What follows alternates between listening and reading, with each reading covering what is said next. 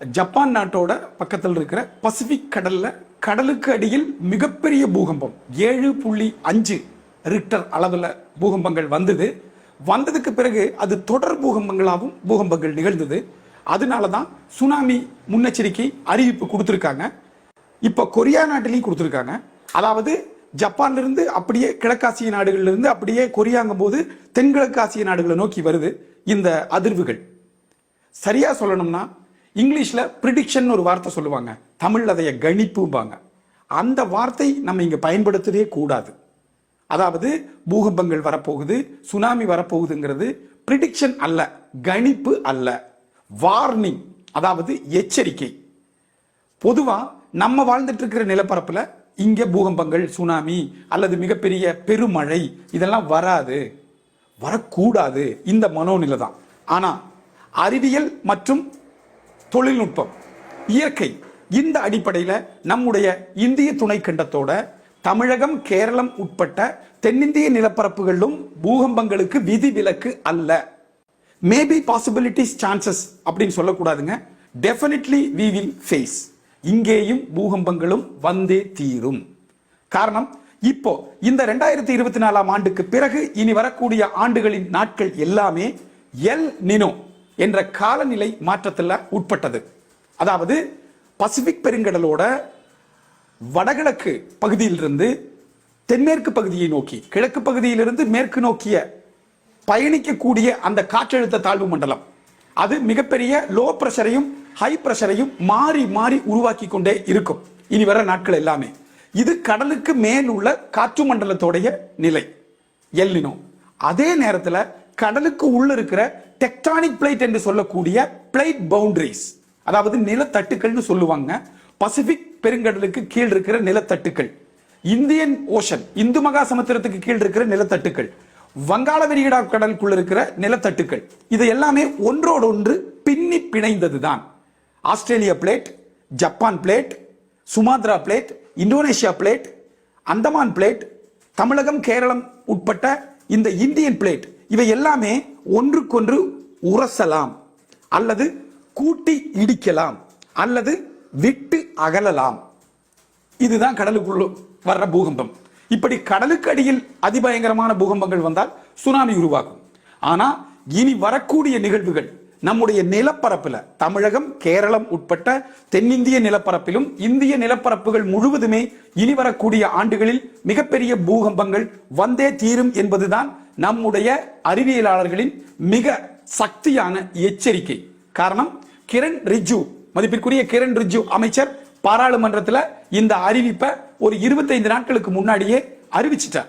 அதாவது தற்காப்பு முன்னெச்சரிக்கை நடவடிக்கைகள் நாம் எடுத்தே ஆக வேண்டும். இப்ப என்னன்னாங்க, இப்படி இயற்கை சீற்றங்கள் வரப்போகுதுன்னு பலரும் கணிப்பாங்க. அப்படி உள்ள கணிப்பு அல்ல இது. இப்படி பூகம்பங்கள் வரும் அப்படின்னு சொன்னா உடனே இந்த டிசம்பர் 31க்குள்ள வரும், இந்த மார்ச் 31க்குள்ள வரும், எப்ப வரும், டேட் என்ன, டைம் என்ன அப்படின்னு கேட்கிறதே தவறு. அதாவது இயற்கைக்கு சூழல், நேரம் என்பது இல்லை, நமக்கு தான் நேரம். இப்போ உதாரணத்துக்கு இன்னைக்கு காலையில 6 மணி 5 நிமிஷத்துக்கு சூரியன் உதிச்சுதுங்க. நாளைக்கு 6 மணி 6 நிமிஷத்துக்கா இருக்கலாம், நாளை மறுநாள் 5:58க்கு சூரியன் உதிக்கலாம். கொஞ்சம் முன்பின் ஆனாலும் சூரியன் சர்வ நிச்சயமாக உதித்தே தீரும். அப்படித்தான் தமிழகம், கேரளம் உட்பட்ட நிலப்பரப்புகள், இங்க எந்த மாவட்டமும், இந்தியாவோட தென்னிந்திய மாநிலத்தில் எந்த மாநிலமும், எந்த ஊர்களும் இப்படி உள்ள இயற்கை சீற்றங்களுக்கு, பூகம்பங்கள் போன்ற இயற்கை சீற்றங்களுக்கு வரவே வராதுன்னு சொல்லக்கூடிய இடங்கள் இல்லை. எந்த நிலப்பரப்பும் விதிவிலக்கு அல்ல. இப்ப சென்னையில புயல் வந்தது, மிகப்பெரிய பெருமழை, கிளவுட் பிளாஸ்ட், மிக்ஜாம் புயல். அப்ப நம்ம மற்ற ஊர்க்காரெல்லாம் என்ன நினைச்சிட்டோம், சென்னையில தான் வரும்னு நினைச்சிட்டோம். இல்லை, அடுத்தடுத்து தென் மாவட்டங்கள் மிகப்பெரிய பெருமழையினால பாதிக்கப்பட்டது. அப்ப மத்த திருச்சி, கோயம்புத்தூர்ல இருக்கிறவங்க எல்லாம் அதெல்லாம் அங்கேயும் வர்றதுதான், இங்க ஒன்றும் வராது அப்படிங்கிற மனநிலை பாசிட்டிவான மனநிலைன்னு நினைச்சுக்கிறோம். அது பாசிட்டிவான மனநிலை அல்ல. வரலாம், வரும், வந்தால் என்ன செய்ய வேண்டும், அந்த தற்காப்பு முன்னெச்சரிக்கை என்ன, அப்படி சிந்திக்கிறது தான் பாசிட்டிவான மனநிலை. எல்லாமே இப்ப நம்ம கிராமத்துல எல்லாம் பேசுற மாதிரி வாய் வச்சுட்டு கம்முன்னு இருப்பா, அப்படி எல்லாம் இங்க வராது, வரக்கூடாது. அது அறிவியல் தொழில்நுட்பம் வளர்ந்த இந்த காலகட்டத்தில் சொல்லும் பேச்சு அல்ல. ஒரே வார்த்தை, இங்கே பூகம்பங்கள் வரும், இயற்கை சீற்றங்கள் வரும், தமிழக கேரள நிலப்பரப்பில் இந்த இயற்கை சீற்றங்கள் வந்தே தீரும், பூகம்பங்கள் வந்தே தீரும் என்பது கணிப்பு அல்ல, பிரிடிக்ஷன் அல்ல, வார்னிங். அதாவது தென்னிந்திய நிலப்பரப்பிலேயே நிகழ்ந்த மிகப்பெரிய பூகம்பத்தின் பதிவேடுகளில் பதிவு செய்யப்பட்டுள்ள மிகப்பெரிய பூகம்பத்தின் மையம் என்பது தமிழக கேரள எல்லையான கோயம்புத்தூர் பாலக்காடு மாவட்டங்களுடைய எல்லையோரத்தில் இருக்கும் சிற்றூர் நல்லேப்பிள்ளி என்ற இடம்தான். ரிக்டர் அளவுகோலில் 6 மற்றும் 6.4 அளவிலான மிகப்பெரிய பூகம்பங்கள் இங்கே நிகழ்ந்துள்ளன. 1900 பிப்ரவரி 8ஆம் தேதி அதிகாலை 3:11 தான் அந்த பூகம்பம் இங்கே நிகழ்ந்தது. சரியாக சொன்னால் 124 ஆண்டுகளுக்கு முன்பு ஒரு இடத்தில், அந்த இடத்தின் வரலாற்றில் ஒரு முறை பூகம்பங்கள் வந்தால் மீண்டும் மீண்டும் பூகம்பங்கள் வந்தே தீரும். அதுதான் வரலாறு, அதுதான் அறிவியல், அதுதான் செய்ஸ்மாலஜி என்று சொல்லப்படும் பூகம்ப இயல், அதுதான் இயற்கை. அப்படி ஒரு இடத்தில் பூகம்பம் வந்தால் அந்த பூகம்பம் வந்த இடத்தின் வரலாற்றில் மீண்டும் மீண்டும் பூகம்பங்கள் வந்தே தீரும். அதாவது 100 ஆண்டுகளுக்குள்ளாக சர்வ நிச்சயமாக வந்தே தீரும். Plus or minus about 30 years, 30 வருடங்கள் முன் பின் ஆகலாம். அதாவது 100 30 பின் என்றால் 70 ஆண்டுகளுக்குள்ளாக வரலாம், அல்லது பிளஸ் என்றால் 130 ஆண்டுகளுக்குள் வரலாம். இது 124ஆம் ஆண்டு, 1900 பிப்ரவரி 8 அதிகாலை 3:11 என்று சொன்னால் இது 2024, அதாவது 124 ஆண்டுகள் ஆயிற்று. இனியும் 6 ஆண்டுகளில் 130 ஆண்டுகள் பூர்த்தியாகும். சமகாலத்தில் நாளையோ நாளை மறுநாளோ அடுத்த மாதமோ அடுத்த ஆண்டோ அது வரட்டும், எந்த தேதியில் எந்த நேரத்தில் பூகம்பங்கள் வரப்போகிறது என்று அறிவிக்கக்கூடிய கணிக்கக்கூடிய பணி அல்ல நம்முடைய பணி. எப்போது வேண்டுமானாலும் வரட்டும், வரும், பூகம்பங்கள் வரும். வந்தால் என்ன செய்ய வேண்டும்? மக்கள், பெண்கள், குழந்தைகள், முதியவர்கள், பொதுமக்களுடைய சொத்துக்கள், இயற்கை சொத்துக்கள், இவைகளை எல்லாம் பாதுகாக்க என்ன செய்ய வேண்டும்? அந்த பணிகளைத்தான் நாம் மேற்கொள்ள வேண்டும். ஒவ்வொரு மனிதர்களும், ஒவ்வொரு குடும்பத்திலிருந்து ஒருத்தராவது தற்காப்பு முன்னெச்சரிக்கை நடவடிக்கைகளுக்கு தயாராவதற்குண்டான விஷயங்களை படிக்க வேண்டும். டிசாஸ்டர் மேனேஜ்மெண்ட் என்பது, பேரிடர் மேலாண்மை என்பது 3 நிலைகளை கொண்டது. முதல் நிலை பேரிடர்களுக்கு முன்பு, பிரிகாஷன் அண்ட் பிரிப்பேர்ட்னஸ், தற்காப்பு முன்னெச்சரிக்கைகள். 2ஆம் கட்டம் at the time of disaster, rescue, பேரிடர்கள் நடக்கும் போது மீட்பு பணிகள், உயிர்காத்தல் பணிகள். 3வது கட்டம் தான் டிசாஸ்டர் மேனேஜ்மெண்ட், பேரிடர் மேலாண்மை. அதாவது பேரழிவுகளுக்கு பிறகு ரெனோவேஷன், ரெஃபர்மேஷன், நிதி திரட்டுதல். வேதனையான விஷயம், ஒவ்வொரு முறையும் மீண்டும் மீண்டும் இதை அழுத்தமாக சொல்வதற்கு காரணம் 3வது கட்டத்தில் தான் நாம் நிற்கிறோம். இப்போதும் தமிழகம், கேரளம் உட்பட்ட தென்னிந்திய நிலப்பரப்பில் எந்த ஊரும் இயற்கை சீற்றங்கள் வராது என்று சொல்லக்கூடிய ஊர்கள் இல்லவே இல்லை.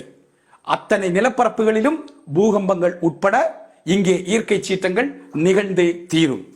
இப்போது ஜப்பானில் நிகழ்ந்த இந்த பூகம்பம் ரிக்டர் அளவுகோலில் 7.5 பதிவானது. அதற்கு பிறகு தொடர் சலனங்கள், தொடர் பூகம்பங்கள் என்று சொல்லும் போது ஜப்பானில் இருந்து பக்கத்தில் உள்ள பசிபிக் பெருங்கடலில் உருவான இந்த கடலுக்குள் உருவான இந்த பூகம்பம் தொடர் பூகம்பங்கள் என்று சொன்னால், அந்த பசிபிக் கடலில் உள்ள அந்த ஜப்பான் பிளேட், அடுத்துள்ள Indonesia Sumatra plate, Australian plate, நீங்கள் உலக வரைபடத்தை எடுத்து பார்த்தால் அந்த பிளேட் பவுண்டரிஸ் நீங்கள் துல்லியமாக பார்க்க முடியும்.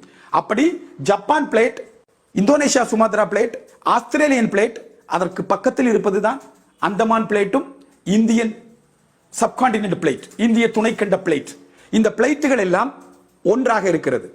அப்போது ஜப்பானில் வந்த மிகப்பெரிய பூகம்பம், அதற்கு பிறகு சுனாமி எச்சரிக்கை, அதை தொடர்ந்து இந்திய கடலோரங்களிலும் வருமா என்ற கேள்விக்கு பதில் வரும். அது நாளையே வர வேண்டும் என்பதில்லை, நாளை மறுநாள் வர வேண்டும் என்பதில்லை. திடீரென்று ஒரு நாள் அதிகாலையில் மிகப்பெரிய பூகம்பம் வந்தது என்று சொல்வது மனித தவறு. திடீரென்று ஒரு நாள் அதிகாலை என்பது நமக்குத்தான்.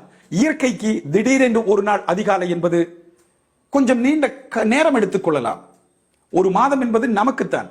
இயற்கையில் அந்த பிளேட் பவுண்டரிகளிலுடைய கனெக்டிவிட்டி, அந்த தொடர் சலனங்களை உருவாக்கக்கூடிய Japan plate, Indonesia Sumatra plate, Andaman plate, Indian plate என்ற இந்த பிளேட் பவுண்டரி, நிலத்தட்டுக்களுடைய கனெக்டிவிட்டி, அந்த சலனங்களை பயணிக்க வைப்பதற்கு, சஞ்சரிக்கக்கூடிய பயணங்களை, அந்த சலனங்களை பயணிக்க வைப்பதற்கு கொஞ்சம் கால அவகாசம் எடுத்துக்கொள்ளலாம்.